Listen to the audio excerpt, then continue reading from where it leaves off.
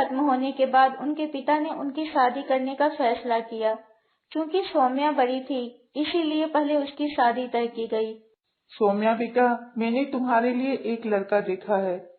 यह तो बताइए पापा कि लड़का कैसा है, उसका घर परिवार कैसा है। मैं नहीं चाहती कि मेरी शादी किसी कम पढ़े लिखे या गरीब से हो जाए।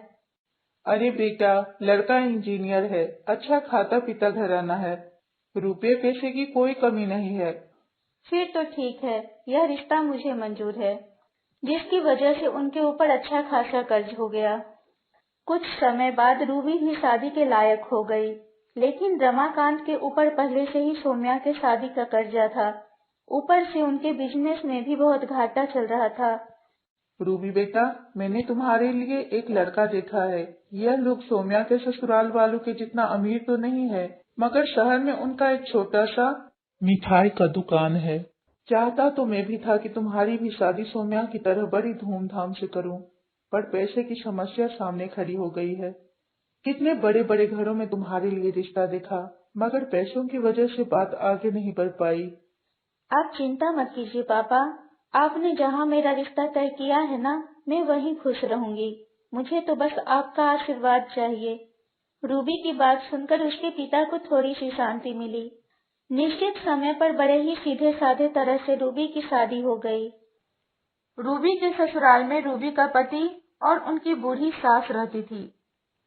रूबी ने आते ही पूरे घर की जिम्मेदारी अपने सर पर ले ली, जिससे उसकी सास को बड़ी राहत मिली। रूबी दिन भर घर का काम करती थी और समय मिलने पर वह दुकान के कामों में अपने पति का हाथ भी बटाती थी।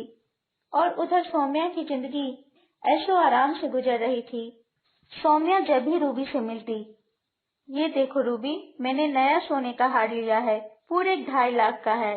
और देखो यह सोने का कंगन, बहुत अच्छा है दीदी। दरअसल सौम्या रूबी को जलाने के लिए यह सब कर रही थी, मगर भोली भाली रूबी उसकी चाल को समझ नहीं पाती थी। लेकिन रूबी का पति आशुतोष इन बातों को अच्छी तरह से समझ पा रहा था। एक दिन रूबी और उसके पति दुकान पर थे, तभी वहां एक चमचमाती हुई कार आकर रुकी। उसमें से सौम्या और उसके पति निकले। उसके हाथ में मिठाई का डब्बा था। दोनों दुकान में गए और सौम्या रूबी को मिठाई का डब्बा देते हुए बोली, तेरे जीजा जी ने आज ही इस कार की डिलीवरी ली है, पूरे 25 लाख की कार है। मैंने सोचा यह खुशखबरी रूबी को दी जाए। कैसी लगी? बहुत अच्छी है दीदी। अच्छा तो मैं चलती हूँ। सौम्या और उसके पति के जाने के बाद आशुतोष बोला, तुम्हारी बहन यहाँ खुशखबरी देने के लिए नहीं आई थी, बल्कि वह हमें जलाने के लिए आई थी। वह जानती है ना कि हमारी हैसियत नहीं है कार खरीदने की, इसीलिए तो वह हमें अपनी नई कार दिखाने आई थी। नहीं जी, ऐसी कोई बात नहीं है, भला वो हमें क्यों जलाना चाहेगी? उसे पता है ना कि कभी मैं ऐसा कार नहीं खरीद सकता। मामूली दुकानदार जो ठहरा, उसका पति तो बड़ा इंजीनियर है ना। क्यों, किसने कहा कि तुम कभी कार नहीं खरीद सकते? तुम कार जरूर खरीदोगे। अरे सौम्या का पति तो नौकरी करता है, एक हिसाब से देखे तो वह नौकर है। उन्हें अपने सीनियर के हिसाब से काम करना पड़ता है, मगर यहाँ तुम तो अपने मालिक खुद हो। तुम जैसे चाहो अपनी मर्जी के मुताबिक काम कर सकते हो। अगर तुम ठान लो तो कुछ भी कर सकते हो। मैं हर कदम पर तुम्हारे साथ हूँ। देखना, थोड़े ही दिनों में तुम एक क्या 10 कारों के मालिक बन जाओगे। तुम कोशिश करके तो देखो। उसने सारी चिंता छोड़कर जी तोड़ मेहनत करना शुरू कर दिया। वह रोजाना सुबह 8 बजे दुकान खोलता और देर रात 10 बजे तक वह दुकान पर ही रहता था। दोपहर के बाद रूबी भी उसका हाथ बटाने दुकान पर आ जाया करती थी। रूबी और आशुतोष दोनों ही स्वभाव से कोमल थे, ग्राहकों से बड़ी विनम्रता से बात करते थे। इसका नतीजा यह होता था कि उनके यहाँ से जो भी एक बार सामान ले जाता, वो बार बार फिर वहीं आता था। ग्राहकों को कम दाम में अच्छा माल देने के लिए रूबी और आशुतोष ने एक शानदार योजना बनाई। वह दुकान का सामान शहर के व्यापारियों से न खरीदकर सीधे बड़े बड़े व्यापारियों से मंगाने लगे। इससे ग्राहकों को भी अच्छे सामान मिल जाते थे और दुकान में भी ज्यादा मुनाफा होता था। गिनती अब शहर के जाने माने और अमीर हस्तियों में होने लगी। एक दिन आशुतोष नई कार लेकर आया। अरे आप फिर से नई कार ले आए? अरे मैं कुछ नहीं कर रहा, यह तो तुम्हारी भविष्यवाणी ही सच हो रही है। कौन सी भविष्यवाणी?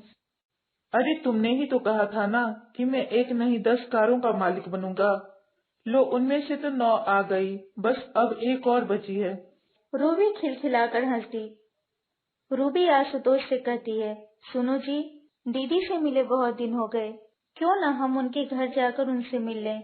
अरे शुभ काम में देरी कैसी, चलो अभी चलते हैं। तुम जल्दी से तैयार हो जाओ। दोनों सौम्या के घर पर जाते हैं। अंदर सौम्या और उसके पति के बीच में लड़ाई चल रही थी। इस लड़ाई के धुन में उनको पता ही नहीं चला कि कब रूबी और आशुतोष वहां आ गए। अरे मैं पूछती हूँ, जरूरत ही क्या थी इतने घोटाले करने की? तुम्हारी जमानत करवाने के चक्कर में घर की सारी जमा पूंजी खत्म हो गई। ऊपर से तुम्हें नौकरी से भी निकाल दिया गया। घर में एक भी पैसा नहीं है। घर गाड़ी सब गिरवी पड़े हुए हैं। तुम्हारी एक गलत कदम ने सबको मिट्टी में मिला दिया। मैंने क्या घोटाले अपने लिए किए थे? यह सब तुम्हारी वजह से हुआ है। तुम्हें ही शौक चढ़ा था पार्टी करने का, शॉपिंग करने का, अब भुगतो। देखो जी, ताने मत मारो। एक मैं ही हूँ जो तुम्हें बर्दाश्त कर रही हूँ। मेरी जगह कोई और लड़की होती ना, तो कब का तुम्हें छोड़कर भाग गई होती। तो तुम ही चली जाओ ना, किसने रोका है तुम्हें? अभी वह लोग झगड़ ही रहे थे कि उनकी नजर रूबी और आशुतोष पर पड़ी। सौम्या रोती हुई रूबी के गले लग जाती है। अरे आप लोग यहाँ, आपको कुछ कहने की जरूरत नहीं है। हम लोग सब जान चुके हैं। हमारे घर की हालत तो आप देख ही रहे हैं। आपसे कुछ छुपा हुआ नहीं है। मैंने सुना है इस महीने आप एक नया मॉल खोलने जा रहे हो। अगर वहाँ का मैनेजर आप मुझे बना दें तो बड़ी कृपा होगी। आशुतोष और रूबी ने एक बार एक दूसरे की ओर देखा और फिर सौम्या के पति को हाँ बोल दिया। अब सौम्या का सारा घमंड चूर चूर हो गया था। एक समय में वह जिसे अपनी दौलत की झूठी शान दिखाकर जलाना चाहती थी, आज वह उसी के रहमो करम पर थी। उसे एहसास हो गया था कि दौलत पर कभी घमंड नहीं करना चाहिए।